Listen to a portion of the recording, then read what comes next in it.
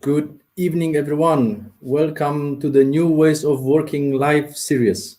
For those who are here for the first time, we are meeting on a bi-weekly basis every second Wednesday at 8 p.m.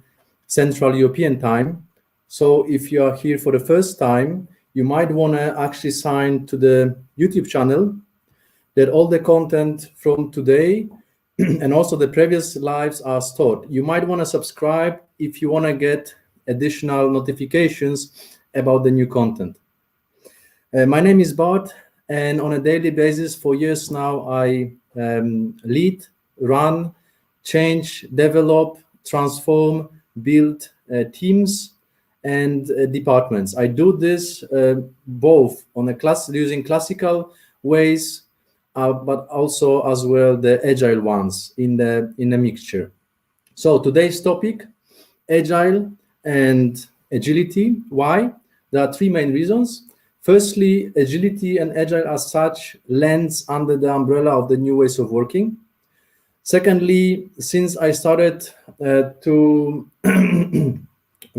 I started with live events, I got quite a few questions regarding agile and agility, but in a more broader and holistic view, meaning not attached to any particular framework or methodology, but much broader.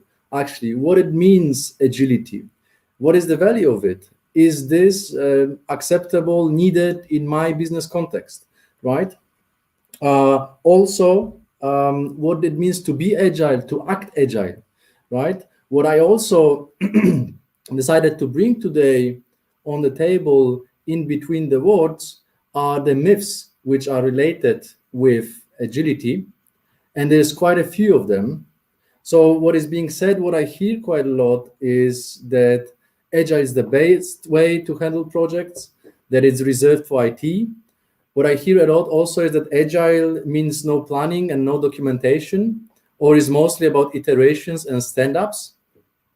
Very often, and that's quite interesting, that having agile teams means that organization is agile, right?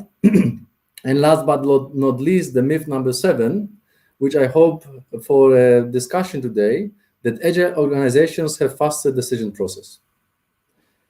So today's life is a bit different because usually I have a guest with whom I discuss topics. Today is a bit different, so it's going to be only me and the content I want to share with you. So all around agility. I hope for your active participation and questions so that I can take them directly within this live. If not, you can always raise the questions, comments in the YouTube channel or write me directly on LinkedIn. So if we want to talk about agility and where it comes from, then we firstly need to get back a bit in time and start with the revolutions we're going through nowadays, and actually for the last 100 years, in the last century. So all of this, where we now are started some time ago with the steam power revolution. It was the first one, right, to mechanize production. Then we had an electric power revolution to create mass production. Then appeared the third one, which is linked with electronics and IT, and this brings us much nearer to today's context. And based on the third one, we came to the fourth one, which we live now, and this is a digital revolution. So now when we think about the new ways of working, agility, right, naturally, because of the digital revolution that we are now in, this topic is linked and coming directly from IT, namely from software development, right? But before the Agile Manifesto in 2001 and then Scrum in 2010 were released, also in IT, we were using a different approach. And this different approach is called Waterfall. So before we got into agility, the IT projects, including the software ones, were run using this linear approach. What does it mean? That when I wanted to develop a piece of software, an application, what I did, firstly, I gathered the requirements. Then I needed to design it, develop, test, and then at the end, I got a full product, which was introduced to the customer.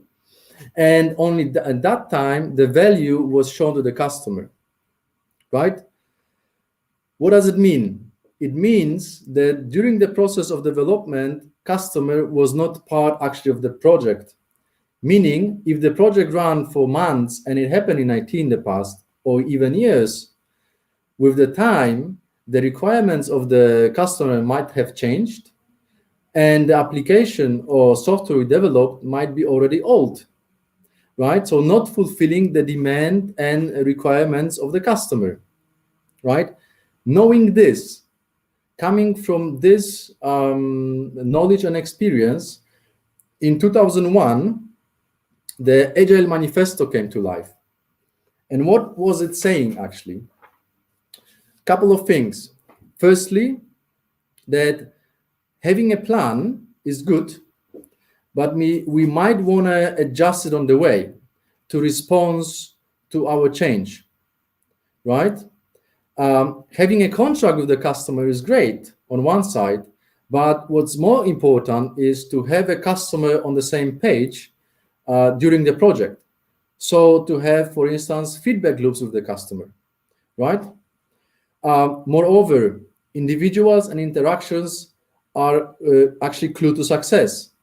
So we're talking here about having cross-functional teams with end-to-end responsibility, where processes and tools that we have in the organization, or silos and teams, different teams working in their silos, will not have a negative impact on the project, right? Based on this manifesto from 2001, then over the next years, the Scrum was being developed. And in 2010, it was brought to life. The Scrum Guide released the first one in 2010, the new one in 2020, the latest one is just a couple of pages. But the Scrum Guide actually nowadays is treated as a best solution for handling IT projects. Why? Because it covers all the situations, challenges, and problems that we get in the past with the Waterfall approach. Scrum was developed to solve complex problems, right? So I don't want to make today lecture about Scrum, but just for the context. When we think about Scrum, we think about having a development team, and this team is a cross-functional team that has end-to-end responsibility. So this team has all the capabilities that is needed to perform the work, whatever that is. It doesn't have to be a development of application, right? It can be development of whatever is necessary, right? Then we have a product owner who is in between the customer and the development team, translating the requirements from the business ones to technical ones. And then we have a Scrum Master who is taking care of the process. So taking care that the process of development is happening, and guiding, teaching, educating the team how to do it a proper way on a process level. Okay, so what kind of values we should use in the team, how we should manage the workflow of the work, not on the content of the work. And this is what is different from other teams here, is that the leader, a product owner, is the interface between the customer and the development team, and he says what needs to be achieved. But this is a development team. Exactly, the people there decide how to do it and what needs to be done to achieve the goals. So there is an environment created, a control environment where the team can really experiment, learn, inspect, and adapt in order to develop a piece of software or any other thing that needs to be developed. Obviously, the team works in certain cycle. So the project is run in a 2 to 4 weeks sprints. And in each sprint, at the end, we see the results of the sprint, what was developed. And this is done in a sprint review where the customer also participates, right? So the product, the development is delivered in iterations, and it's developed in incremental way. It means the product is built by adding additional functionalities. And from the first release, in the first sprint, it is usable. And then from the first sprint, we build additional functions on top. What it means is that differently to the waterfall approach, we don't build the front end first and back end in the next sprint. We build front end and back end at the same time, but as a minimum that would allow us to function. And then we build on top. Having said this, what Scrum allows is that during the sprint reviews on a 2 or bi-weekly or every 4th week, we have a possibility to present what was developed, introduce it to the customer, get feedback, so there is a feedback loop, and at the end, able to adjust if something goes wrong or if something has changed from the requirements perspective. So, having said this, let's leave Scrum for now, and let's get back to the topic of where to use agility and when not to use agility, in which context. So, until now, we talked about the waterfall and the Scrum. And what we already know is that the waterfall works perfectly in the linear world, where we know all the requirements, what needs to be achieved, how it needs to be achieved. So we know the milestones, the plan, and the outcome. And this way, for instance, led all the projects related to building the houses, building the bridges, where we exactly know what needs to be done, in which time, what is the outcome, what is the budget, what are the constraints. Nothing much can happen there. And when there are the risks, we try to mitigate them. In the agile world, on the other side, right, we talk about the scenario where when we want to use Scrum is that we just know the North Star. So we know what needs to be achieved, but we have no clue how to get there. So what we try to do is create an environment in a Scrum way. So the development team, product owner, Scrum master, all the events around, so that the team has a safe place to incrementally, in iterations, develop, right? Get a feedback from the customer on the way and adjust if necessary. So we talk here about being able to adjust and adapt ongoingly, right? This is not what we have on the waterfall side. Now, there is this myth that agility is good for every project. I cannot agree with this. Agility is good for the projects that exactly know what needs to be achieved, but we have no clue how to make it happen. And then we need to, through experimentation and iterations, adaptation, get there with the team, right? The best way, and that's what I can recommend here when it comes to agility as such, is to look in the work of Dave Snowden, Cynefin Model. And there you can find actually an answer how to judge whether your projects that you run should be run a waterfall way or Scrum way, for instance, as part of agility. So if we look on the right side of the slide, all the simple things, bottom right side, are the things that we know how to do. Those should be run a waterfall way. Yeah, we sense, we categorize, we respond. So we know what needs to be done, we go with it simply. If we talk about things we don't know how to perform, but we know the goal itself, we don't know how to get there, then we might be using Scrum and Agile. And here we talk about the complex situation. That's why Scrum was developed for solving complex problems, right? The main situation and challenge for leaders is to differentiate between complex and complicated. And my advice here, if I can give, is the complicated things I could compare to playing chess. It is difficult to predict, but it's possible to predict how the opponent will move. So we basically look at the move, we sense, we analyze, and respond, right? In a complex world, I would compare the situation to poker. So basically, it's very hard to predict. We actually can't predict another move. So what we need to do, we need to probe, sense, so we see how the opponent behaves, try to predict, again, sense and see how he behaves. And on this, through learning process, take decisions on the way. You can't prepare for it. And here we have a topic of a complex situation. So there is a relation between cause and effect that it's hardly to be predicted. And then we go with the complex model.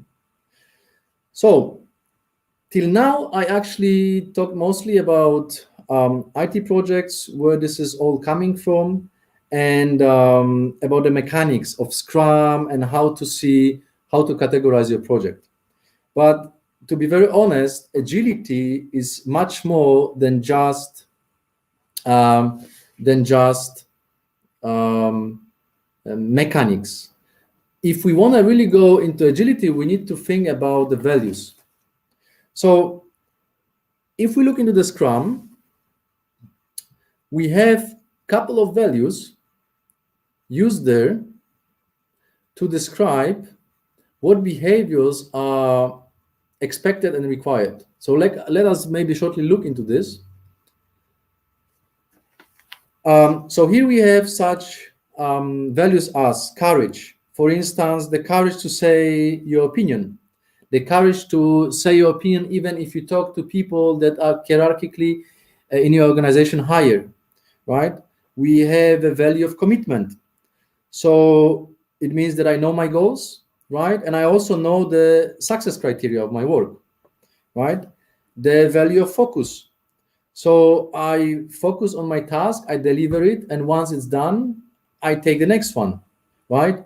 Or openness. So I transparently share what is happening with my team and other teammates and outside to all the stakeholders wherever it's necessary. And then respect, obviously, respect for others and for their opinions, right? So from this perspective, when we talk about agility, we have those two worlds. One is practices, tools, and processes, where we can really, in the organization, see from the beginning that, okay, there is something agile in this organization. They run Scrum, they use this Kanban method or something else, or design thinking. But really to see if there are values in the organization is not that easy to see. And what is happening sometimes in organizations is that we run certain projects agile way, Scrum way, but we don't really follow the values. It means at the end we're not really agile. We're just following the mechanics, but we don't follow the mindset, because agility at the end is all about mindset and approaching things. I'm courageous enough to say what I think because I know it's good for the project, right? I'm focused, I'm committed, I show the respect, I share transparently what is being done in a team. I don't hide information. Having said this, agility is not only applicable in the project teams, because we can very easily adopt those values in teams that are not really project oriented. In teams doing delivery, sales, or maintenance, you name it. The thing is, if the leaders adopt those values, the flow in the team changes drastically. On top, of course, we can enhance it with some practices. For instance, the review that is happening in Scrum for the sake of looking what was developed in the project, we can use also with the team. We can do the team retrospective to look into the process jointly with people of our work and asking the question, is this what we're doing on a daily basis? Does this make sense? Do we do it properly? Do we have waste? And have a discussion about the workplace itself. And it's also agile, right? So kind of mystifying, agile is recognized through iterations and stand-ups. Not really true. It's not about, it's recognized. So it is there, but it's not only about this. And agility is linked with the project work? No, it can be, but not necessarily. It can also be linked with the team directly and the way the team acts, the way the team works together, right? Okay, so having said this, we covered the team, we covered the project side. Now I'd like to move us into the topic of agility on the organization level, right? And here I'd like to share with you a definition. If you look into the Google and you put agile, the first definition you will find is related to sport, so namely to move quickly and easily, right? But I found a definition that fits best our purpose here. This is a definition coming from Chris Worley: ability to make timely, effective, and sustained organizational changes when and where it results in a performance advantage, right? So what is being said here is that the first thing of the organization on the agile journey is how to make the organization adaptable. And let's not mix this with adapting. If we look at the COVID time, the organizations were trying to adapt into the situation that is happening, right? That was happening. Now, what I'm talking here about is about being adaptable. So being able to adapt many times and building this within, intentionally building this within the organization. So we adapt once, we adapt second time, third, ongoingly, continuously, right? Second topic of agile organization is that is able to change at the pace that matches the speed of the change of the environment. And how to do this? The only answer here is innovation, right? So new business models, operating models, right?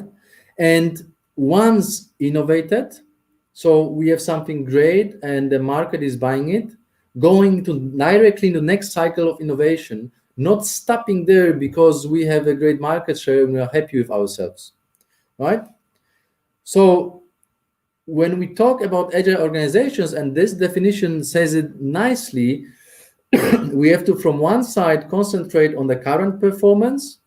On the other side, ongoingly look for new opportunities and innovate. Okay? So now coming to this myth that the agile organizations take decisions quicker. I would say this is a perception. This is not really true. This is how it is observed. But this is coming actually from the fact that those organizations are prepared, right? So they are prepared, and then when situation comes, they just let go of the scenario that is prepared. So they look like they act fast, but at the end they act normal speed. They have normal processes, but they are prepared to tackle certain scenario in certain time. Now, when we try to characterize these agile organizations, they have three characteristics. They have a continuous flow of innovation. That's what we just said. They have a history of successful organizational changes, and then sustain high performance. We just need to keep in mind that if we talk about agile organizations, it doesn't mean that every part of the organization needs to be agile. That's not the case. We have certain parts that go the classical way, and it's also okay, right? As long as we maintain the pace, we innovate, right?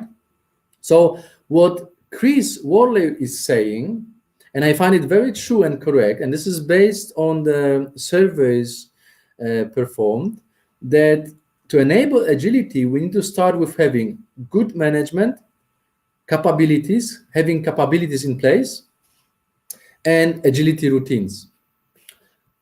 So good management, what we mean here is we need to have a stable management, stable organization with the processes to handle daily operations like we have in the big organizations. Then we need to have capabilities. But here, what is worth mentioning, that the capabilities that we have in the organization should not be our constraints.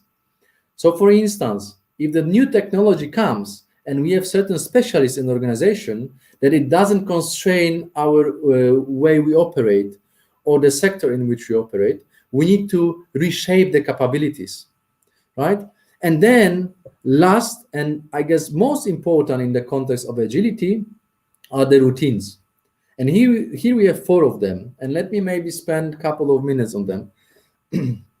If we take strategizing first, we think here about the senior leadership teams and boards understanding what is the impact of the strategy on the operations and gathering feedback from the operations to understand whether the strategy should be adjusted. So getting the symptoms from the organization, from the bottom.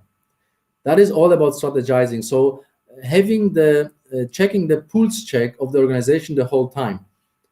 When we talk about perceiving, we talk about exactly what I said previously on being prepared. So preparing scenarios for the future, ongoingly preparing scenarios. So when something happens, like with COVID, we just adapt because we already have a scenario for pandemic, right? Not for COVID itself, but for the situation of pandemic situation.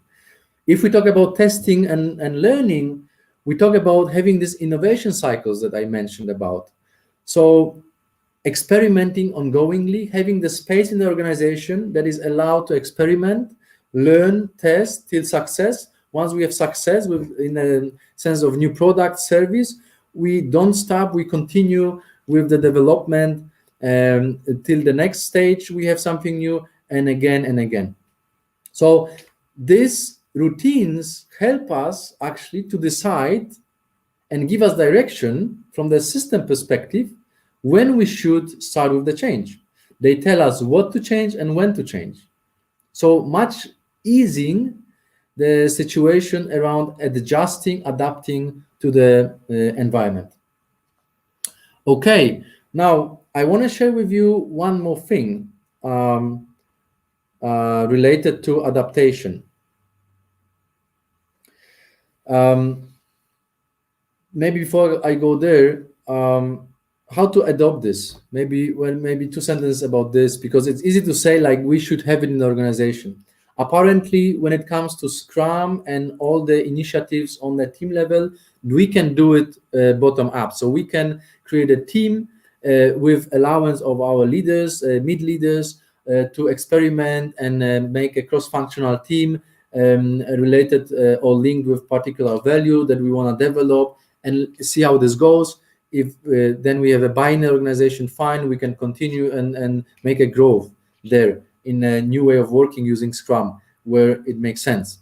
When it comes to organizational agility, we unfortunately have to start from top. So it doesn't, it is not possible other way than we have a blessing and understanding from the top to roll it down, because without this, we will not be able to adapt as the whole organization, because we will not be understood on a top level. But once we understood, once we are understood on the top level, and there is a buy-in and the board of the organization really want to do it, then what needs to happen? We need to create a system. We need to create a system which is fit for purpose, but also flexible. So we can give here an example of organizations that, for instance, do a yearly budgeting, right? And they do it according to the process, all great, but this is not flexible in case you have a lot of adaptation on a quarterly basis. So then what we should question and challenge is this process flexible enough to achieve the outcomes that we're hitting at, right? And a third point here is we need to understand our weak and strong points, but we shouldn't go with the big bang town hall saying now we go agile and we're gonna be the totally new organization. What is proven, it doesn't work, and usually what happens, the people, all of us, are scared by definition of change and don't want to go this direction. what is better solution in this case and recommended one is actually to make multiple small adjustments, incremental ones, on which consciously but in a coordinated way we can really build this agility in the organization. So not going a big bang, making announcement, and from tomorrow we're gonna go agile, we get all trainings, and now we're gonna be great and innovative. No, rather go from the top, picking the quick wins, going step by step, but in a coordinated manner, and making the changes in the organization in iterations. Now, that's what I wanted just to mention on how to adopt this in the organization, so it's not that theoretical. There's one more point about organization agility that I experimented a lot with a lot of learnings, but also a good result at the end. So I can say that at the end, successful one. There is a dual model of Kotter. So Kotter came with this idea of having a dual operating model. So it is applicable mostly in the big organizations. So maybe very shortly what that is about, and then we go on how to get there. Every organization, when it starts to grow, I mean, it starts as a startup. We have a one-person, one-man show that does marketing, HR at the beginning, not that really necessary, but we need to hire people. We have sales. We want to sell our product. We need to develop it. We grow the organization. And then when the organization grows, we have multiple teams. We cluster them in the departments. And automatically, and this is natural, the silo thinking comes to the game, right? So we have a department, its own goals. They want to achieve KPIs.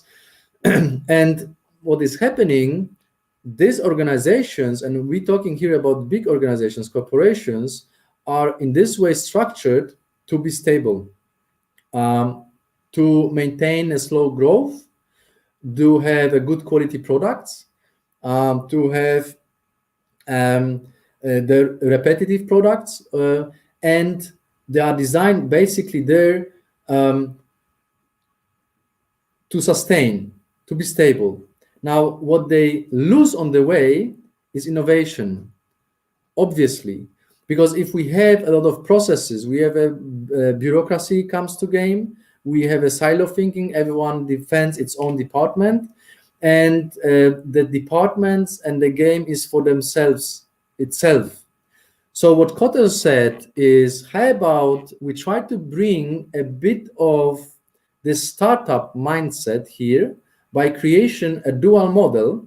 So from the existing employees, creating a network in which we will allow them to work and consolidate, create a virtual teams that will work around certain value, around certain project, initiative, end to end, right?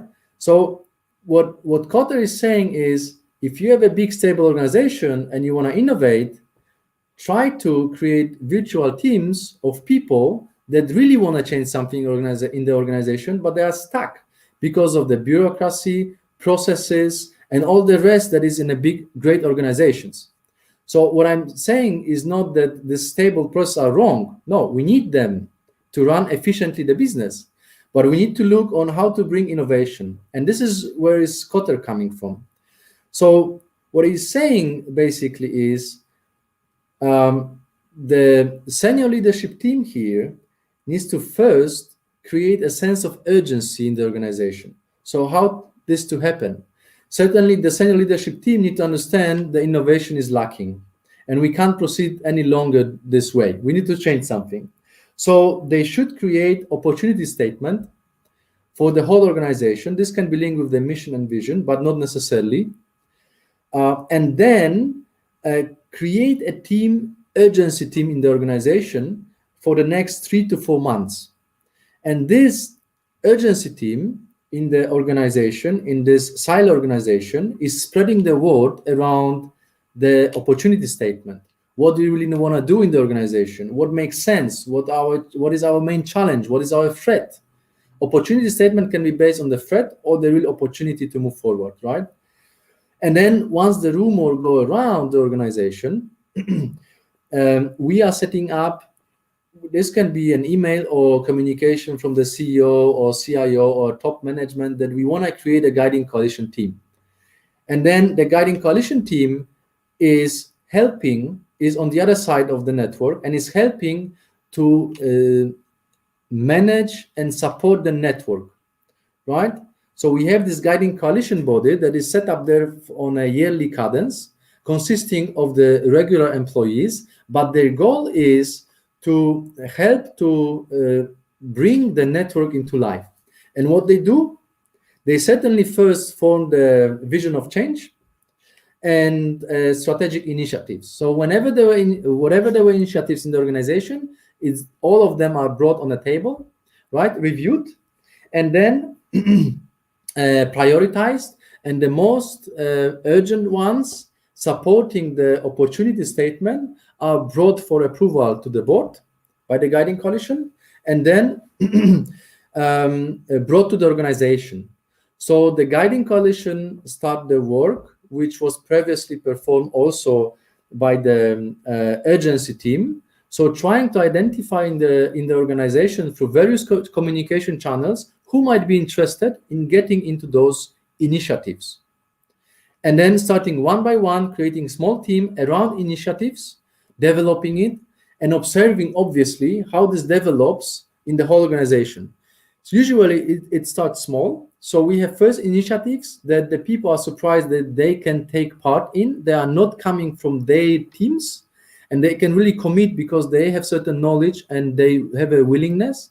And based on this, this as bubbles is spread around the organization, and we have more and more initiatives. I experienced it myself.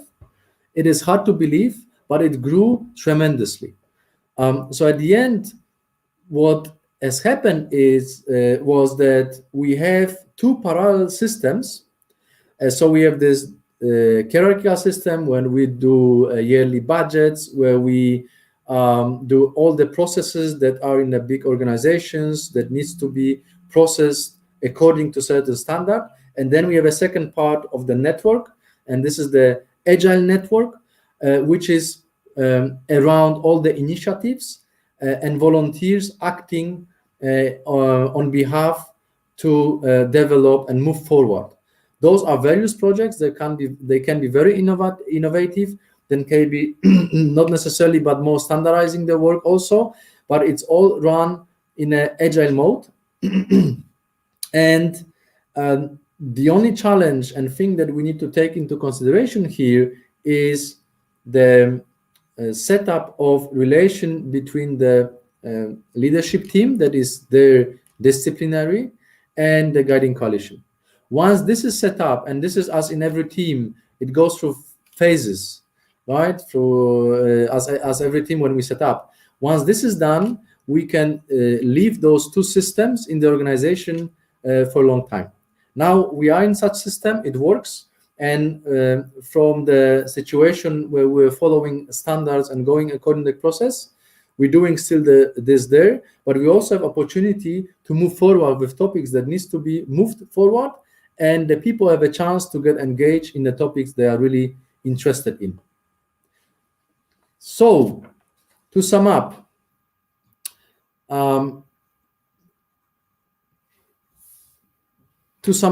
what was just said today, we're just coming shortly to an end. The agility is a very broad topic. We can tackle it from various perspectives. Agility can be linked to the projects, to the teams that don't do projects. When we think about agility, we need to consider that it is about how we act, so about the processes and tools that we use, like, for instance, Scrum, but also, and moreover, about the values that we live off.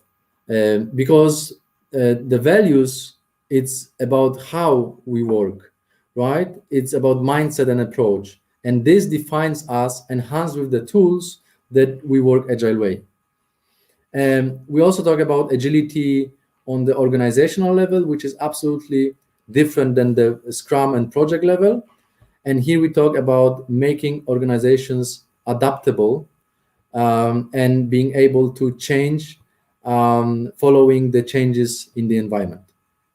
So having said this, if you have any questions around agility more, I'm aware I just touched this topic from outside, but the goal of today was not to go into detail too much into every of the methodology and framework and make a lecture on this, but rather pick this up as a topic holistically and try to bring you understanding on what is this agility generally about, so you can take it from there. If you have any questions, you may reach me via LinkedIn or YouTube. I'm available. And thank you for today. See you very soon. In 2 weeks, we're going to be tackling another topic from the new ways of working area. Thank you for today. Take care. Bye-bye.